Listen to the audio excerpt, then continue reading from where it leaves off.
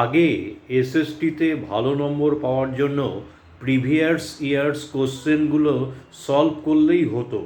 কেননা previous years কোশ্চেনগুলো solve করলে আমরা বুঝতে পারি কোশ্চেন প্যাটার্নগুলো কীরকম হবে এবং কীরকম প্রশ্ন বারবার আসে।